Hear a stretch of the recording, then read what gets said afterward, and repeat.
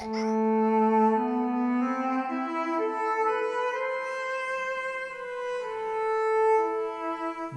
শুরুতেই মৃত্যুর সাথে লড়াই। ছোট এই মেয়েটির নাম হুমায়রা জাহান, বয়স মাত্র 4 বছর। অথচ এই বয়সেই তাকে লড়তে হচ্ছে কঠিন এক রোগের সাথে।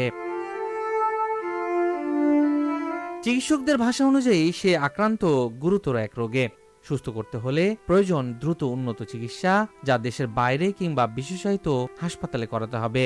নিজেদের লোক, যত কাছের লোক আছে তারা অনেক খারাপ কথা বলে যে তোমার বাচ্চারই কেন হবে, একটা বাচ্চা ব্লাড ক্যান্সার হয়ে মারা গেছে, আর একটা বাচ্চা এরকম কেন হবে, ওইগুলোর কথাও অনেক শুনতে হয়। তার জন্য অনেক সময় দেখা গেছে মানুষের সাথে মিশি না। কিন্তু দিনমজুর বাবা ও গৃহিণী মায়ের পক্ষে এই ব্যয় বহন করা প্রায় অসম্ভব। ইতিমধ্যে যা ছিল প্রায় সবই শেষ। যাই আর্থিক অবস্থা ছিল আমার ওই বাচ্চার ভিতরে সব শেষ, প্রায় 18 লক্ষ টাকার মতো শেষ হয়েছে। তারপরে আমার এই বাচ্চাটা জন্ম হয়।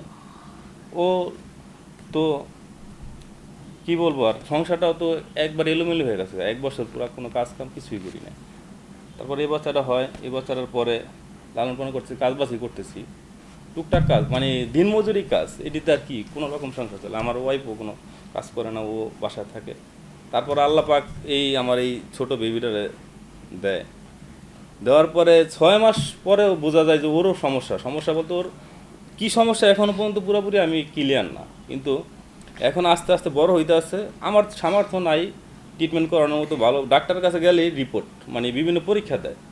এখন পরীক্ষা দেওয়ার মতো আমার সামর্থ্য না। আমি দৈনিক কামাই 700 টাকা সর্বোচ্চ। আমার ফ্যামিলি খরচ, আমার ঘরবার, আমার বাচ্চার লেখার পড়ার খরচ কীভাবে আমি করবো?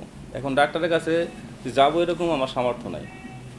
আমার যদি এখন দেশবাসী কোনো সহযোগিতা করে এবং প্রবাসী ভাইয়েরা, তাহলে আমি মানে এক পর্যায়ে এখন আল্লাহর হাতে ছেড়ে দিছি, আল্লাহ যা করে। একটি স্বপ্ন, একটি জীবন। থেমে যাওয়ার আগেই দরকার একটু সহানুভূতি, একটু সহযোগিতা। সহৃদয়বান ব্যক্তিদের সহযোগিতায় ফিরে পেতে পারে হুমায়রার নতুন জীবন। তাই এগিয়ে আসার আহ্বান পরিবারের।